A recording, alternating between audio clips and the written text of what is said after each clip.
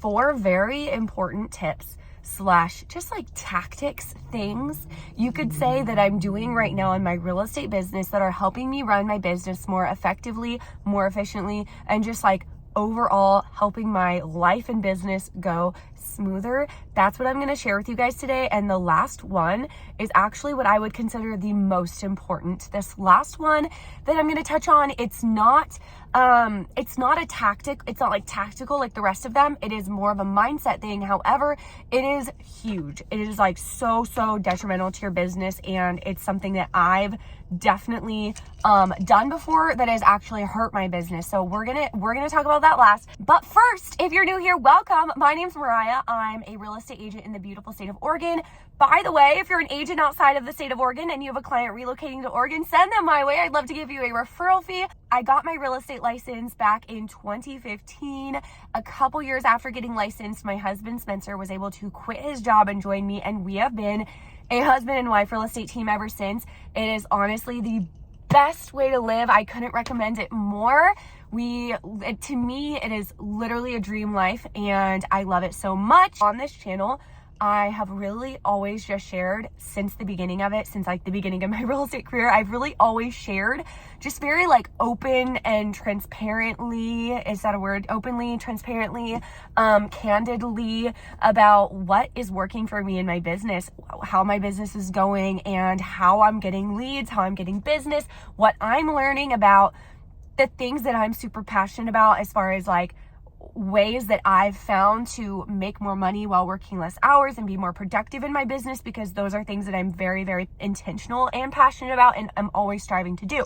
So we don't gatekeep over here. I share all of the secrets and everything that's working for me in my real estate business on this channel. If you haven't already, subscribe and hit the bell.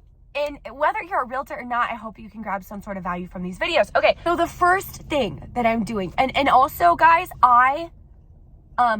some of the words that I live by in my business are done is better than perfect. If I didn't live by those words, I literally don't think I would have the real estate business that I have. I don't even know if I would still have a real estate business, to be completely honest. And so that is one of the reasons why we are filming on my iPhone. We have no microphone or any audio. If that bothers you, hit the thumbs down button. If you don't mind, hit the thumbs up button. But I really do like these videos on this channel to feel kind of like we are just two real estate besties having a good FaceTime call, sharing what's working in our business. And so that's why I like to keep it really like laid back, low key. And also I just know I would never do it if it was super time consuming or this big production or whatever. So anyway, and also having this YouTube channel has allowed me to get to know, become in relationship with, connect with, swap ideas with, mastermind with, and just meet so many amazing agents, some of them who are selling way more houses than me and I genuinely look up to and admire so much, all over the country. And for that, I am so grateful. If you're an agent and you're watching this, drop a comment below with what market you're in. I love chatting with you guys over there. I have my matcha that I made from home today. It is almost gone. This is a almond milk matcha, and I added a little bit of real maple syrup to it, and it's delicious. So grab your beverage of choice, grab your little snack, and this introduction's getting very long. But lastly, if you like to just listen and you don't want to just like watch me talk, if you want to listen, you can now listen to these video little episode chit chats, whatever, on Spotify. So there's a link below to that as well. So the first thing that's working for me in my real estate business, helping me run it more effectively, efficiently, smoothly, especially as a mom, this one right here, is I don't take calls unless it is like a scheduled appointment time. I don't just take calls in the middle of the day. And I know if you would have told me this when I was a new agent, you might hear that and be like, that's not realistic, Mariah, you're on the wrong business to do that. And I'm telling you, when I was a newer agent, I did not run my business this way. And I don't think I would have believed you if I said this. When I was a newer agent, I got my license when I was 18, and my main clientele was for sale by owners. So much different type of clients than what I work with now. They were, I'm just gonna be honest and real, they were not the easiest type of people to work with. If you've ever worked with a for sale by owner, they're cheap. I'm not like generalizing, but like they just overall, they're extremely difficult. They're picky, like very hard to satisfy, like way different from the type of business I'm dealing with now. Like total different demographic, okay? Just overall, not all of them, but overall, that's kind of who you're working with. Very, very hard to please people. I had clients all the time who would call me at, some of them like 7 a.m, or and I would literally be in bed and just answer my phone and like try to pretend I wasn't in bed, like try to sound like I wasn't in bed, because I wanted them to know I was a real professional, even though a real professional doesn't answer their phone at that early, I don't believe. I'm thinking back to times where my clients would call me at 9, 10 at night, and if I didn't answer, they would do the double, triple call things. Like, it was apparently an emergency, and like it wasn't an emergency, guys. So I'm just telling you, if you would have told me that I don't not only take calls at 9 p.m. or 7 a.m. in bed anymore, I don't do that, but not only that, I also like literally straight up don't take calls unless we have a phone call appointment. That's how I do all my business. I would not have believed you. So the way this works for me, for one, I used to direct my clients like in all my marketing, which is how I get my business now, through video YouTube marketing from generally my other YouTube channel that brings me the business. So through those videos, I used to say, call me, text me, email me, whatever you want to do, and I'll get back to you. And I found that I was just getting at random times, I would get calls out of the blue or texts out of the blue from people who were wanting to move to my area, relocation buyers, which is what I was really targeting on that YouTube channel that I get these buyer leads from. And they would just call me out of the blue, which is great. It's a great call to have. And anytime I would see an out of state number, like, I wanted to answer because I knew it was a good lead. However, I felt as though I was not doing my best job on those calls with them because it wasn't during my like structured time blocked plan time to have those calls. I don't know if this makes any sense to you how I'm explaining this. I hope it does. I didn't really think through what I was going to say, but like, I would be in the car with my daughter in the back and she'd be like yelling or trying to talk to me and I'd be on the phone with them, or I would be like at the shopping mall with my sister and then I take the call and like they can hear music in the background or whatever. So like, basically what I'm trying to say is it got so much better in so many different ways, not that way, but also just like not having to think about it unless it was that specific planned appointment, a phone call appointment. So what I started doing was I started changing my marketing. Instead of saying email me, call me, text me, whatever, it still says that in those old videos, but now in all my video marketing, I say, if you want to work with me, shoot me an email. That is going to be how to reach me. That's the best way to reach me. Email's the best way to reach me. Shooting me an email is the first step. Once you shoot me an email, I'm going to get a Zoom call or a phone call on the schedule with you. So they go straight to my email inbox. It keeps it like streamlined and easy. They're all right there in one spot. And then from there, I immediately say, okay, guys, the next step is hopping on a call. Does this day or this day work for you? I don't give them an option. I don't say, do you want to get on a call with me? No, the next step is a call. So that's one thing that I don't do anymore, is just taking calls out of the blue with leads, but also with my clients. So say back in the day, I would just take a call anytime, anywhere, because I thought I had to call my clients anytime. I thought I had, if my clients were calling, I thought I had to answer right away. Here's what it looks like now. If I know my clients and I need to be discussing a repair addendum today, I put it in my schedule and time block for it, and it is in my schedule at a specific scheduled time that day. Like, so let's just say like 1 or 2 p.m. It's not just like, oh, whenever we call each other, whenever they call me. No, it is scheduled in there. I reach out to them and literally schedule a phone call appointment with them, even if it's a 5-minute call.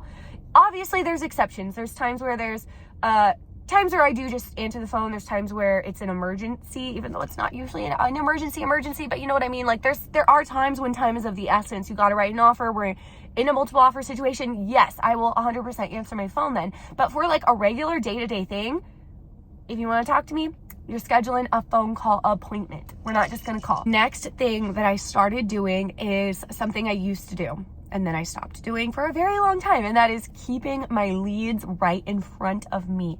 This is something I believe is really, really powerful. You're just constantly like reminded of them. You don't let the ball drop on any of them. So when I was a newer agent, my husband and I had our own office room in our previous brokerage. Basically, if you're a top producer at the brokerage, this is how a lot of brokerages work. You get to have your own private office room. You can shut the door and work from there, put your stuff in it, decorate it, all the things. Now we are at a cloud-based brokerage called Realtor, and best decision ever. I could not be more happy with it there. We don't use an office. We don't have an office because it's cloud-based, which I never, ever saw myself joining a cloud-based brokerage. That's a whole nother story. If you want to hear my story about why I literally went from like saying I will never, ever, ever, ever join a cloud-based brokerage or even leave my brokerage to about a week later switching brokerages, and just literally no one convinced me. I just knew I was supposed to, and it was the best decision ever. So if you want to hear more about that and how it's been and all the things, I have an entire playlist on my channel talking about Real Broker and our move there. So I'll link it in the description, or you can go find it on my channel. However, we don't have an office anymore. That's what I was saying. Back when we had an office at our dinosaur brick and mortar brokerage that we used to be with, RIP, they will all be out of business soon. I truly do believe. That is my hot take. Believe it or not, I believe it's true. But back when we were at our dinosaur brokerage, in my little office room, at my little office desk, would keep in front of me sticky notes, and I would put the hot leads, like they were for sale by owner leads usually at that time, but honestly any leads that came in from any source, I would write their name, sometimes maybe even like their phone number or whatever, and I would stick the sticky notes directly where my head looked up. So many of the other ladies there, their offices, like their desks were super cute, aesthetically pleasing, they had decor. Mine had literally like stacks of mail this thick because I was constantly sending mail, and my entire, like what I looked at, the wall right in front of my desk was decorated with sticky notes filled with my leads. And this was very, very powerful though, because I did not drop the ball on those leads. And it's something that recently I just kind of was reminded of, that like, wow, I used to do that and it worked really well for me, and I have not done that in a very long time. So just keeping my leads in front of me. My husband and I have a giant whiteboard. That's something that we're using for this. Or I will literally just use a piece of paper in my monthly planner, because I'm constantly looking at that. I will just write down where my planner is, since I'm constantly looking at it anyway. I will just write out my hot leads, and that way I'm not dropping the ball on anyone, and I can visually see my pipeline in front of me. To me, it's just a very helpful thing. If you're not doing that yet, start doing it. You really don't need any fancy way of keeping track of them. I think like old school, posting a piece of paper on your wall or your fridge where you see them all the time is going to be the best way. Now let's talk for a second about social media marketing. Okay, guys, so here's what's working for me as far as social media goes. You know, the majority of my business comes from YouTube. The majority of our leads do come from YouTube at this point in time. However, something that we've been wanting to just recently like increase our lead flow from, because we've always had very inconsistent leads from, and also haven't really taken it seriously or had much of a strategy for, is other social media platforms. I have been getting leads from TikTok. I am a little bit hesitant to spend a bunch of time on the app or like making videos for the app until I actually close a deal, because I have not closed a deal from, although I have had a solid handful of leads from TikTok. I have not yet closed a deal from TikTok. So this is something that's new to me, and I'll keep you guys posted. Once I like see success from it and I actually like close a deal, then I'm like all in. I'm gonna go hard on it. But until I've seen the proof, I have a very hard time spending a ton of time, if that makes sense.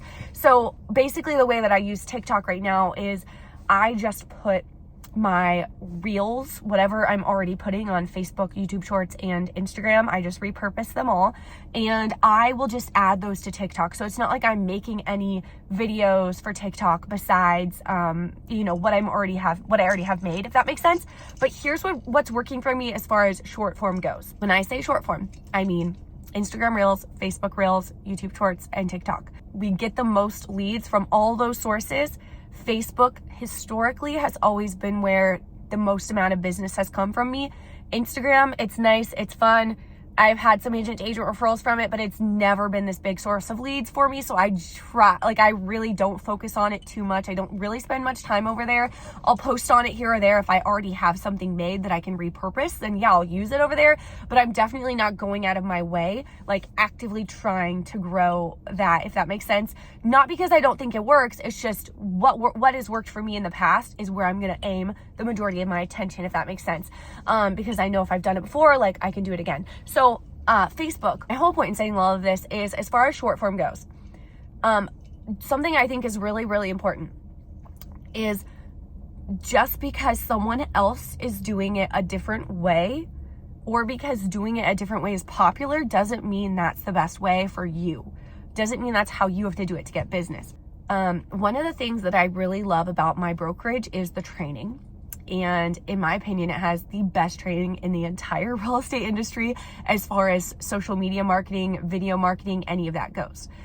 I have been tuning into quite a bit of really great training about short form content, all of those things and platforms that I just mentioned, basically just short form in general, right? Because I've always been very focused on long form, which I still think is the best ROI for your time, the best long-term, they're there forever. It's YouTube, the search engine. But if you're following what I'm saying, but I've been tuning into content about short form, and I've been listening to a lot of successful agents and seeing what they're doing with their short form content. And I have had a lot of ideas that I think are pretty good ideas just from listening to these people talking and all of that for short form content. However, it has made, for a second, I was kind of thinking, if I'm going to be doing short form, I need to start doing these what everyone else is doing, like what you see all these other agents doing and hear other agents on podcasts doing, which for short form, which is like aesthetically pleasing, voiceovers. They're doing just like short form that looks good to the, like it's aesthetic. It's very aesthetic, short form content, cool voiceovers. Like they're doing voiceovers, they're doing, trending sounds, all of those things. Like those are the kind of the things that agents are doing. I tried to do that for a quick second, and for me, it takes me so much longer to do those type of videos than it does for me to do my personal style that I'm already used to doing. For example, whipping out my phone and just saying, hey, this is the house I'm at, this is what I wanted to show you guys, or hey, here's a home buying tip, this is what I wanted to tell you guys today. Like that style that I do, if you've watched any of my short form videos and you know, like I generally do the same thing, like that have the same style, just like talking head style, okay? It's not the cutest, it's not the most aesthetic, it's definitely not the coolest, it's not cool really at all. However, it's what works for me. It's what, as in it's easy for me to do because it's what I'm good at, it's what I've always done, it's what comes naturally to me. And like, I know I really appreciate other people and especially other agents' videos that are aesthetic reels, you know what I'm saying? Like reels that just look good. They've got the cool song. Like I just really appreciate well-made reels, but that's just not me. And if I tried, it would take me so long. And I'm here to like follow the path of least resistance and make the most amount of money in the shortest amount of time. And for me, doing those type of reels isn't doing it. Do you follow what I'm saying? Does this make any sense to anyone? But anyway, I guess what I'm trying to say is like, do what works for you. You don't have to just do what you think, what everyone else is doing. Like whatever form of creating content for your business is going to be easily repeatable for you, is going to be easy for you to do over and over and over, because you're going to have to do it over and over and over for it to work. You can't just do it once and then be done. That's what you should do. So even if it's not the coolest, the most popular, what everyone else is doing, what everyone's training on, whatever it is for you, that's what you should do.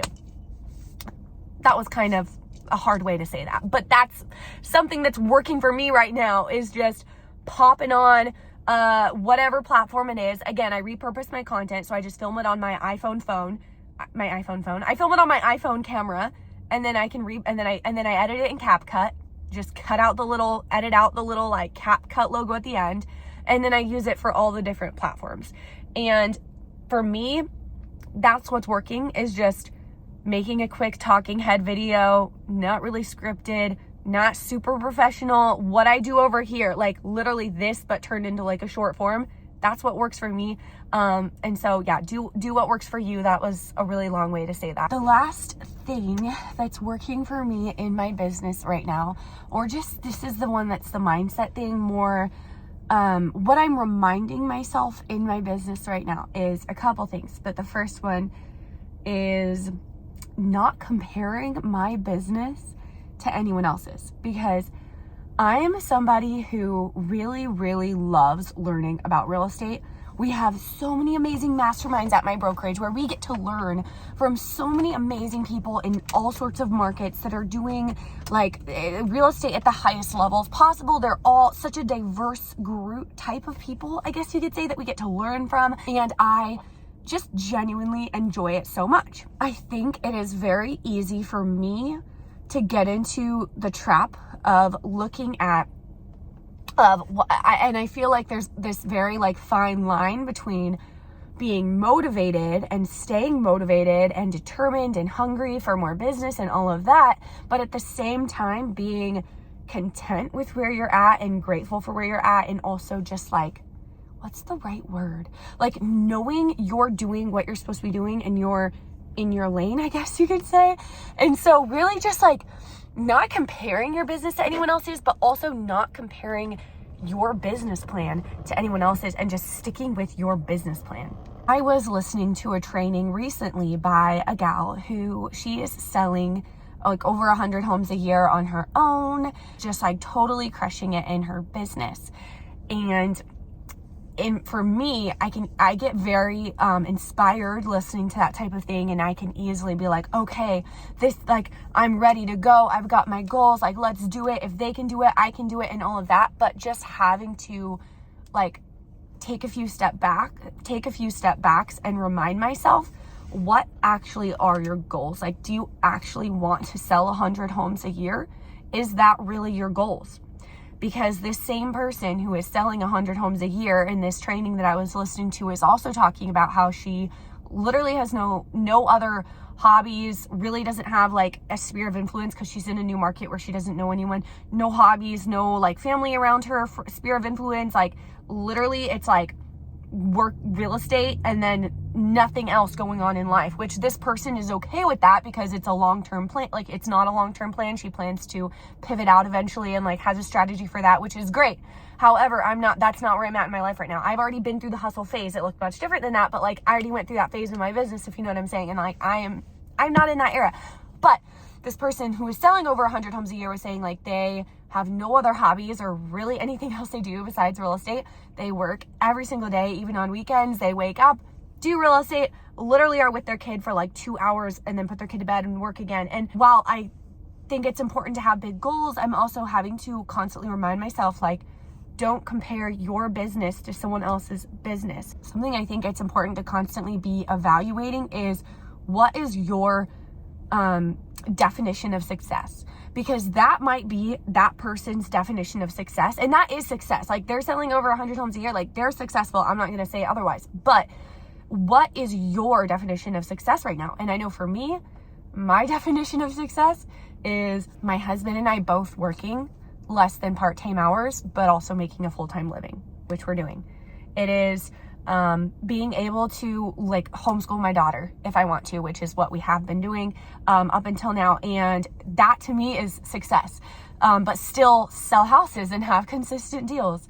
My version of success is having thriving friendships and family relationships and prioritizing relationships over everything, being involved in our community, having a lot going on besides just real estate, inviting people into our home every single week, hosting people, cooking people meals, and like inviting them into our home. We do all those things, and that to me is success. Like I would way rather choose to, my husband and I both have the opportunity to work less but enjoy our life while still working. We're not just like not doing anything. I don't want to be idle. Like I want to work. I love working, but not all the time. I want it to be more in my own time and my own way and like all of the things. And at the same time, be growing multiple streams of income, which is something we've just now really started doing over the last year or so. Up until then, we really only had real estate as our only income. We're now starting to like dabble into passive income and all of that. But my whole point in saying all this is it's very easy for me to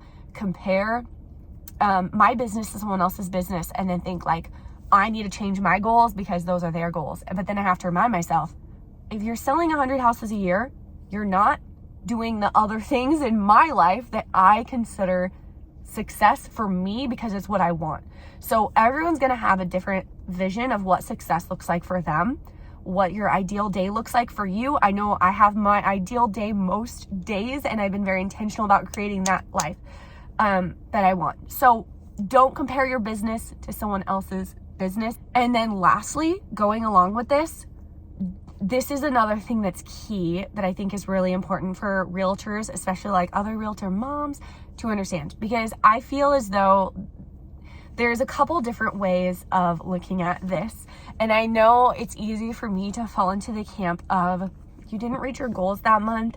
Well, we are not going to sleep until we reach our goals. Like, we're going to do whatever it takes to hit those goals. Once we reach them, we can chill. But like, until we reach the goals, we're not chilling. We're not doing anything. We're going to stay up all night. We're going to do what it takes. Okay. But I think it's important for us to also understand that we really are in a pretty cyclical, is cyclical the right word? Business? And I'll explain what I mean by that. So I know for me, if I'm not reaching my goals in my real estate business, it's really easy for me to feel like I'm a failure. I feel as though it's very easy, I know for me, to get really hard on yourself and honestly just feel like you are failing if you're not meeting your goals in real estate. Like, say your goals the whole year, every month you have a goal for that month to whatever that is, whether it's like have a specific number of escrows or like it could look so many different ways. And as long as you're doing the actionable steps you said you'd do, that's what really matters. That's what you can control. But if you're doing those things that you said you were going to do and you're still not meeting your goals, for me, it's really easy to take that as like I'm failing and get really, really hard on myself. And something that I have to remember is that just because you're not meeting your goals doesn't mean you're not failing. A big thing to remind myself, because I know like Q1 this year, I have not been meeting my goals. Yes, we have consistent business. We always have consistent business. We have to have consistent business. This is our source of income. Not having consistent business literally is not an option. That doesn't mean that we are always meeting our goals. And this Q1 of this year, you could say that I have not been meeting my goals, and it's been very frustrating for me, and I've been getting very hard on myself about it. While I don't want to be too easy on myself and just let myself off the hook and be like, oh, it's fine, whatever, because I do think it's important to still have that mindset of like, we're gonna do whatever we gotta do to get the goals met, you know what I'm saying, or else they probably won't get met. But at the same time, I think reminding ourselves that we are in a cyclical, I don't know if that's the right word I'm thinking of, guys. If you know, help me out in the comments. But we are in a seasonal, it's kind of seasonal, but it's not like in the winter you don't sell houses. Like, we sell houses year round. Like I said, it's our only income. It has been our entire adult lives. We have to sell houses year round. This is how we make our living. But there is something to be said about the fact that I know for my husband and I's business, where we live, January and February are crickets. December, a lot of people say December's slow for them. For some reason, we have had like record-setting Decembers many, many times.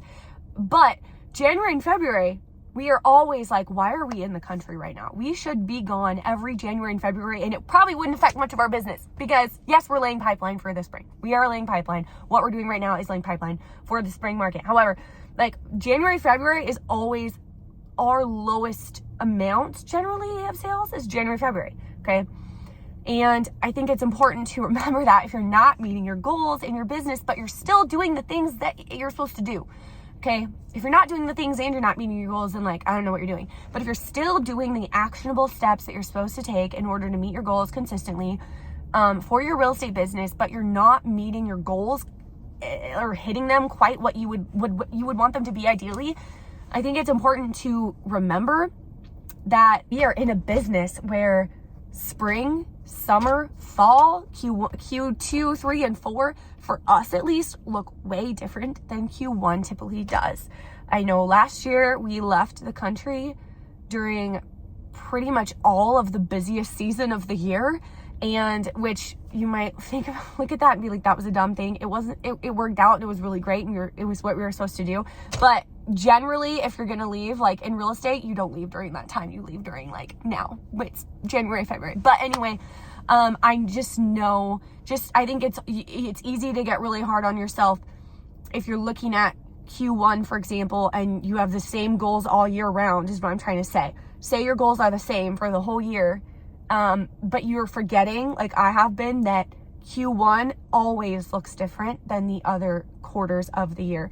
Then also to remind yourself, okay, that we are in a business where you could go a month, maybe even 2 months without making any money, and then boom, in 1 month, you make more than what the average person makes in 6 months, or honestly, even in a year. That could happen, and we've seen that happen before. And that is why we can, we pulled away for last year for 4 months or so. We left, we completely left our business, and it really is like something to figure out. Like, you really have to figure out how to like manage your money when you make money that way, where you can go like no money, and then boom, you make a lot all at once.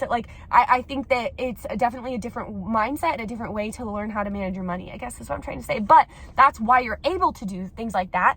However, all this to say, I think that's important to know, like when it comes to encouraging yourself, but also in your business. But also, I think it's important to know that what you're doing right now, like if you are like doing what my husband and I have been doing, where we are being very diligent to do the things that we know are going to bring us business. We're very consistent. And yes, we have business. We actually have been getting some really great leads, and our pipeline's getting filled up, and we do have, escrows and listings and whatever. However, we're not reaching our goals. We're still not reaching our goals, if that makes sense. But with all that being said, if you are like us and you're doing the things you're supposed to do to get business, but you're not reaching your goals either right now in Q1, I think it's important to remind yourself that you are still laying pipeline. And in this business, we put in the work, we don't see the results quite yet, and then boom, the results come. And that's like kind of how it is. And I think any business is, you work first and then you see the results. So if you are doing the things but you're not seeing the results yet, like, you are laying pipeline. You're laying pipeline, and your tomorrow self, your spring market, summer market self is gonna thank you. That's what I know I'm telling myself anyway, because I'm preparing for a fabulous 2025, a fabulous spring, and a fabulous summer. Anyway, guys, this video got really long. If you watch this video all the way through, hit the thumbs up button, subscribe, and hit the bell, and head over to my channel. I have a handful of playlists I think you will grab value from. Feel free to subscribe and listen in over on Spotify as well, with the link below. And lastly, I do have a email newsletter that I send out just once a month to fellow real estate agents, just sharing more about what's working for me and what's working in my business. Like I said, I don't gatekeep. I really love to share like all the things that are working for me as far as real estate goes. So if you want to be part of that email list, shoot me an email with the words email list, and I'll see you guys next week.